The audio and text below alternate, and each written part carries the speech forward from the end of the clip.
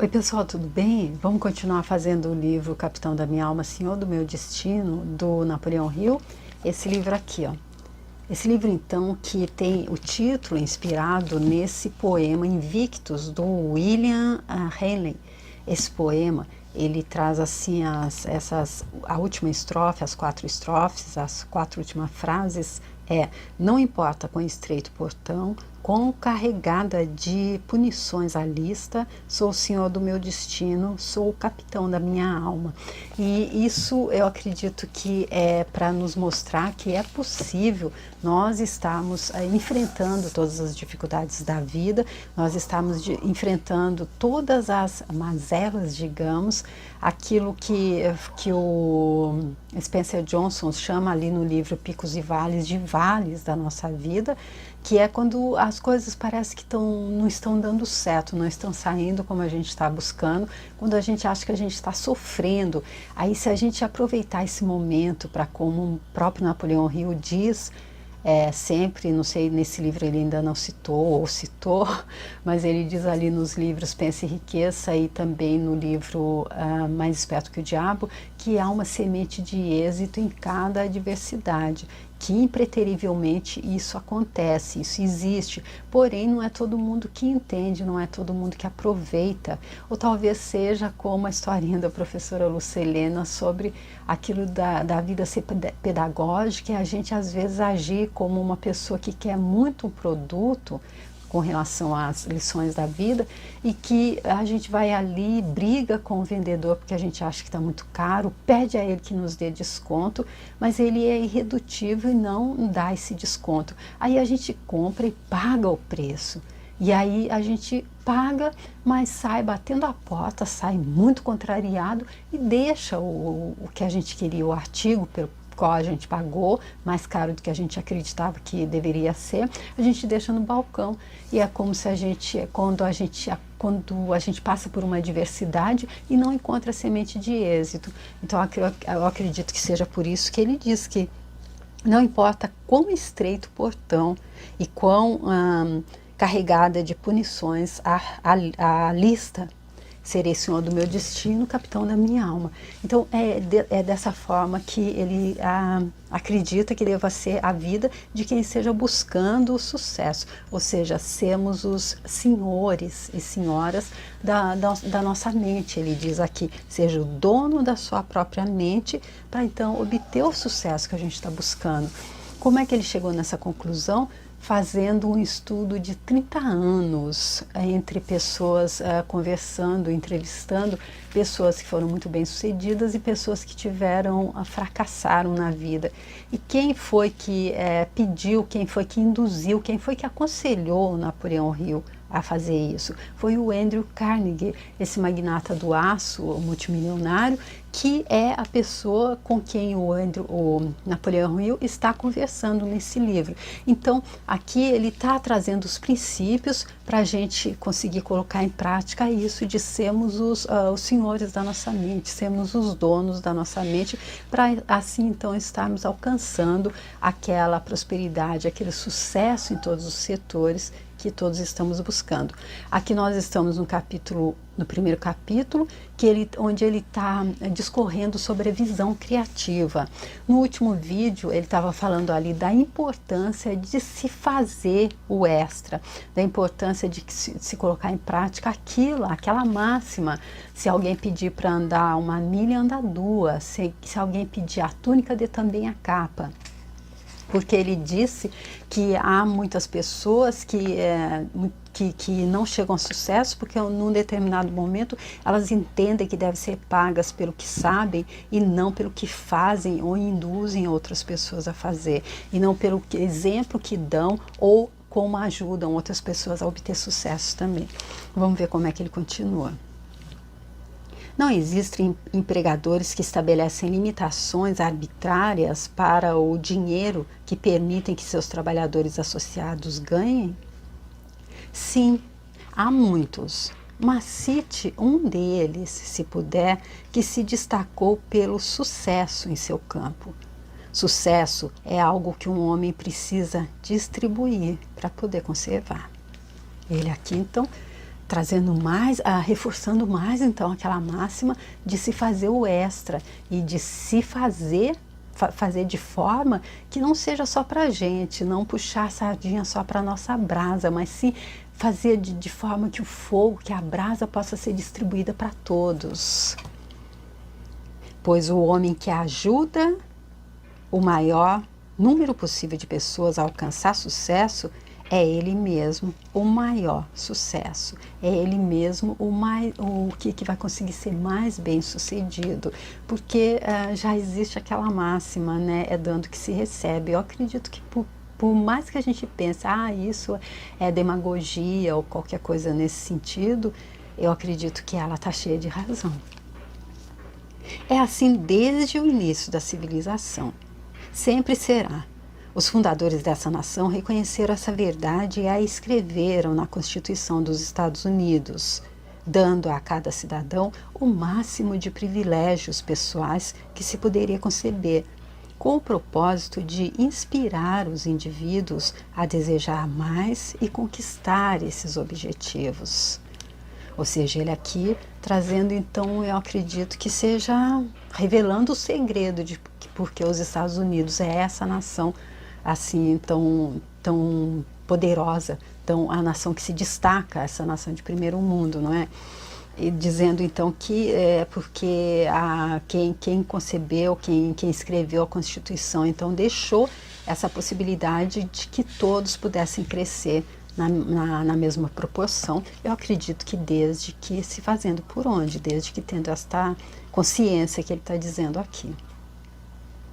Pode-se dizer que os homens que escreveram a Constituição dos Estados Unidos eram homens de visão criativa?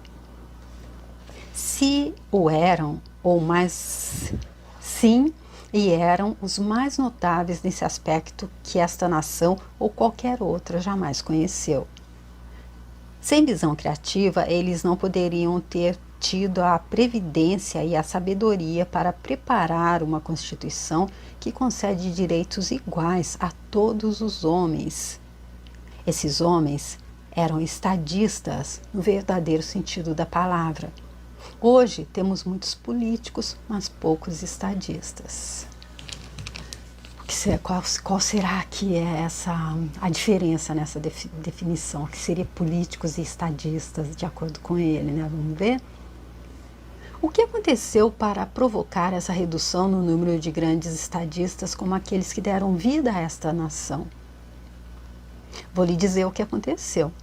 Este país se tornou tão rico e próspero e a liberdade pessoal se tornou tão barata que os homens não são mais motivados pelo desejo de liberdade pessoal como os estadistas do passado.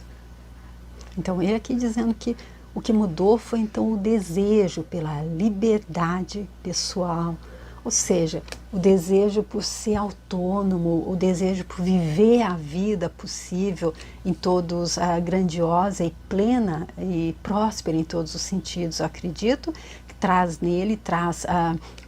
está contido aí nesse grupo a liberdade pessoal. Então ele está dizendo que ficou tudo tão fácil, tão barato, que já não existe mais esse desejo de liberdade pessoal e por isso então o que animava os estadistas do passado. Por isso ele dizendo que agora há mais políticos do que estadistas. Eu acredito que seja os estadistas pensam no todo, e os políticos pensam no umbigo deles, talvez seja uma coisa assim, porém é apenas o meu ponto de vista, a minha opinião e o que eu estou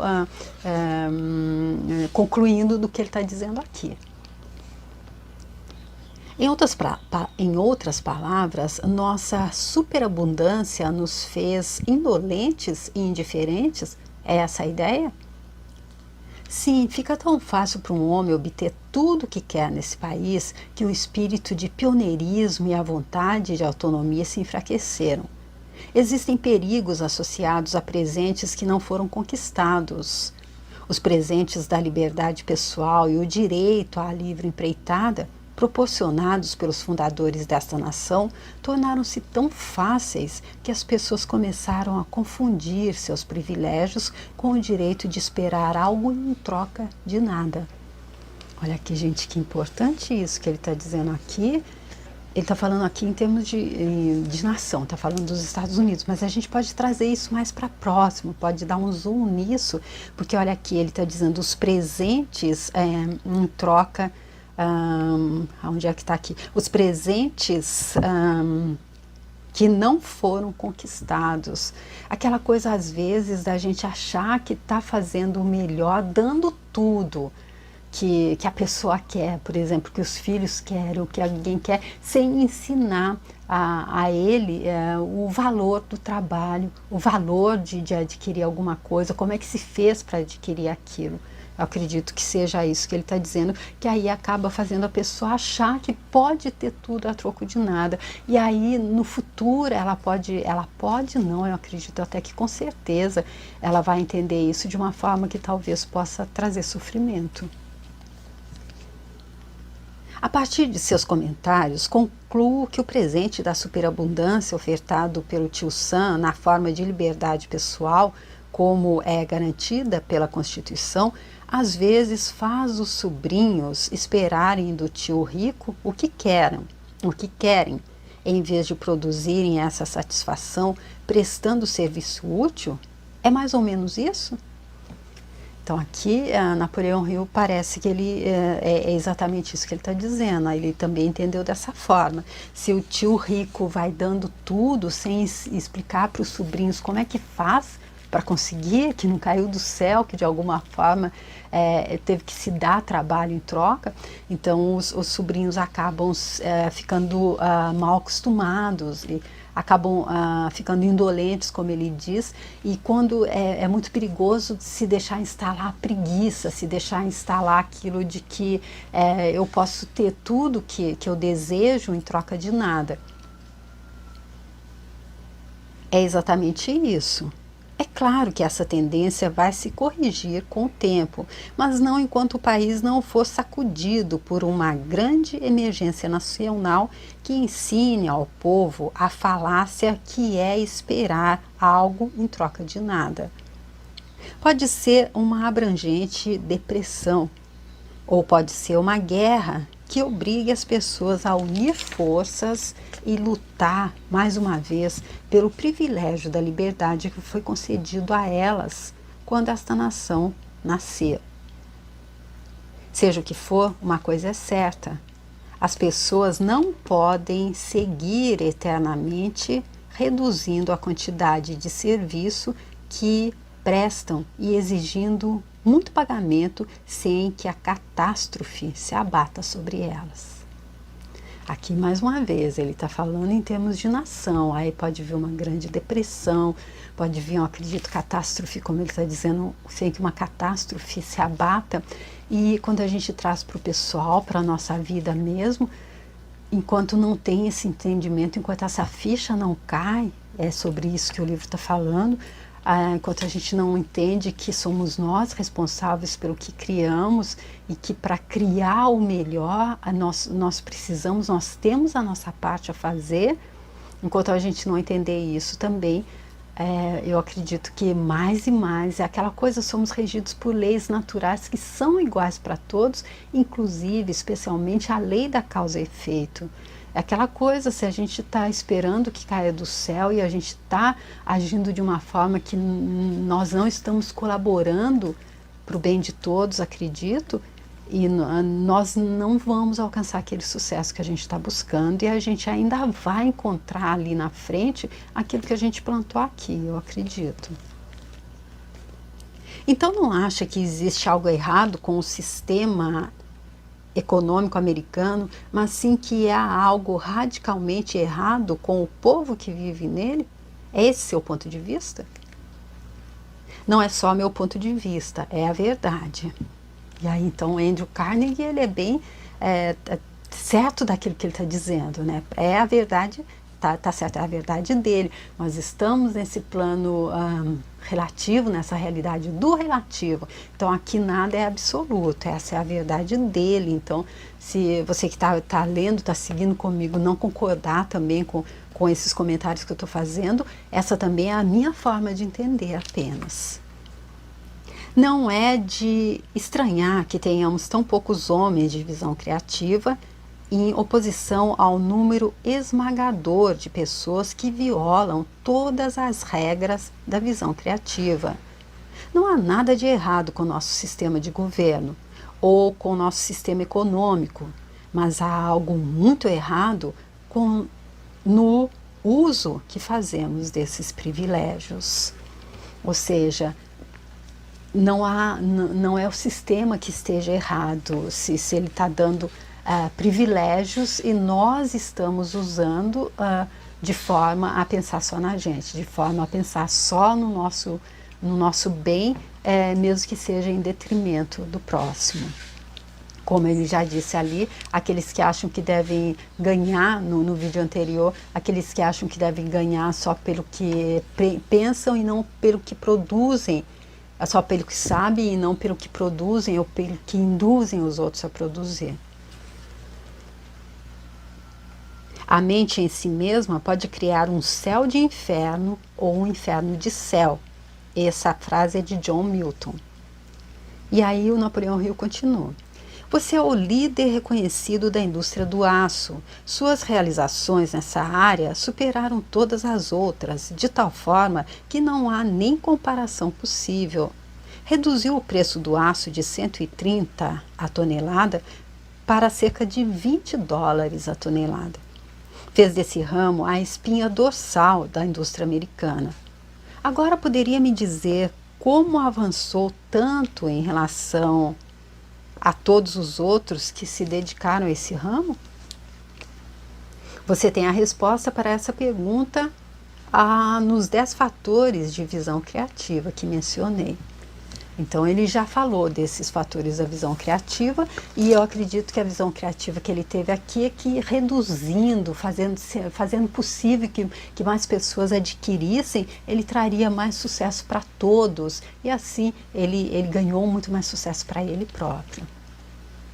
Quer dizer que observou e aplicou esses princípios enquanto outros da área não fizeram o mesmo? Eu não colocaria apenas dessa maneira. Prefiro dizer que apliquei esses princípios de maneira mais persistente que muitos outros. A diferença entre minhas realizações e as dos outros na indústria do aço se deve, em grande parte, à diferença na aplicação dos princípios. Então não adianta ter mais capacidade que os outros, apenas mais capacidade de aplicar princípios sólidos. É isso? Sim, é isso. E devo acrescentar que essa mesma diferença na questão da aplicação dos princípios é a maior entre aqueles que alcançaram o sucesso e os que fracassaram em outras esferas da vida. Os princípios da realização bem-sucedida são tão definidos quanto as regras da matemática. Alguns homens compreendem essas regras e as aplicam com persistência. Outros podem entendê-las, mas as aplicam com menos persistência. Naturalmente, quanto mais persistente é o homem, maior é o sucesso. Aqui então ele trazendo aquela nossa querida persistência, que ele tem inclusive um capítulo só sobre a persistência ali no livro Pense em Riqueza. Então dá para ver o quanto é importante isso. Ele dizendo que nem ele não é o que Napoleão Hill está dizendo, que ele teve mais capacidade para aplicar os princípios, mas sim que ele foi mais persistente, ou seja, que ele seja aquilo que ele disse sobre Thomas Edison, que teve mais de 10 mil fracasso antes de encontrar o sucesso, ou seja, ele persistiu porque ele sabia que viria. Então há que se ter aquilo que ele também falou ali nas páginas anteriores, aquela fé, aquela certeza, aquela convicção, porque como o Saint-Germain diz ali no livro de ouro de Saint-Germain, se a gente duvidar, acabou, não tem mais, né? Enquanto a gente não tiver convicção, não tiver certeza, não tem como conseguir também alguma coisa. E ele diz ali também no livro Mais Esperto que o Diabo, que quem abre as portas da nossa mente para o diabo é o medo, e o medo está ligado à dúvida e à insegurança, né? Acho que é por isso que eu quis fazer esse terceiro livro dele, porque ele está dizendo a mesma coisa de formas diferentes, mas a gente às vezes precisa estar ouvindo novamente, né, para poder a ficha cair, não é? Sempre tive interesse em entender mais sobre a transição da pobreza para a riqueza. Praticamente todo homem muito rico nos Estados Unidos parece ter começado do zero, sem nada além de uma mente firme e uma oportunidade como qualquer homem tem dentro do estilo de vida americano. O que gostaria de saber é: qual é o primeiro movimento que um homem faz quando se cansa da pobreza e decide ser rico? Onde fica o ponto exato em que acontece a transição da pobreza à riqueza? E como se pode chegar a esse ponto? Olha, gente, que perguntinha, hein?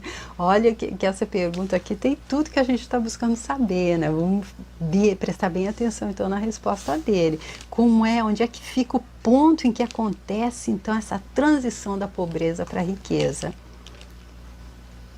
Suas questões abrangem um terreno grande o bastante para me fazer falar por um mês, mas farei o possível para responder. Para começar, quero responder categoricamente, lembrando que é responsabilidade de toda a filosofia de realização individual fornecer respostas para todas as suas perguntas. Porém, serei muito específico e darei pelo menos um ponto inicial, a partir do qual você poderá chegar às suas próprias respostas. Ou seja, aqui ele mostrando que até nisso, até ele podia estar mastigando tudo e estar falando tudo aqui durante um mês, mas ele vai dar então um ponto inicial, e aí nós próprios, ele está falando para o Napoleão Hill, mas a gente está aqui lendo, então nós próprios vamos poder então encontrar as nossas próprias respostas. Em primeiro lugar, um homem deve ter a necessária visão criativa para poder reconhecer a oportunidade específica que é mais adequada a ele, considerando a quantidade de riqueza que quer e o tipo de serviço que tem a oferecer em troca. Essa é, com certeza, a primeira coisa a ser considerada. E olha, gente, que interessante aqui. Então, o primeiro ponto a ser considerado é que não é para todo mundo igual, é que não é aquilo que a outra pessoa está fazendo que eu devo buscar fazer, mesmo que isso não ressone com o meu íntimo, mas porque ela está tendo sucesso fazendo aquilo, então eu também vou fazer, e eu vou fazer e vou querer ter o mesmo sucesso que ela tem, e talvez até pondo um pouco de inveja, trazendo alguma negatividade. Eu acredito que seja mais ou menos isso que ele está dizendo aqui, que reconhecer que a oportunidade específica ela é aquela mais adequada para a gente. É como se fosse aquilo que é a nossa missão, não é? Como aqui o Napoleão Hill, para ele a oportunidade foi ele encontrar o Andrew Carnegie e seguir a instrução dele de ir fazer essa pesquisa durante 30 anos da vida dele, e o próprio Carnegie disse a ele que ele não seria remunerado durante esse trabalho, mas sim depois é que ele colheria os louros. Outra pessoa faria isso que ele fez? Então eu acredito que é dessa forma que eu estou entendendo, que é cada um já ali com o seu próprio, a sua própria forma de conseguir alcançar o seu sucesso. E aí, onde é que a gente encontra essa resposta? Eu acredito que é dentro de nós mesmos, é aquela coisa que ele já disse, então ali no passado, é entregando, é confiando a nossa centelha divina, ao nosso outro eu. Em seguida, é fato conhecido que todo mundo quer riquezas, mas, em geral, os desejos contemplam alguma coisa por nada, ou algo maior que o valor daquilo que é dado em troca. O segundo passo, então, é acabar com essa falácia, reconhecendo que não existe a realidade de alguma coisa por nada, ou alguma coisa por menos que seu valor real. Aqui, então, ele jogando um balde de água fria na gente, se a gente estivesse pensando, que legal, então, vou entregar para minha centelha e vou sentar e vou ficar esperando. Ele dizendo aqui que não adianta a gente querer pagar menos ou a gente querer não pagar nada em troca. O professor Érico Couto diz sempre que Deus é de uma generosidade atroz, tremenda. Quanto mais dá, mais Ele dá. Quanto mais a gente dá. Então eu acredito que, mas isso é na nossa consciência, no nosso coração. Deus vê quando é que a gente está com sinceridade, buscando ter sucesso, buscando ter riqueza em prol do todo. E, como ele disse aqui no passado, fazendo por onde mostrar às pessoas como chegar lá também, como Napoleão Hill fez, 30 anos da vida dele dedicado a nos trazer uma filosofia de sucesso.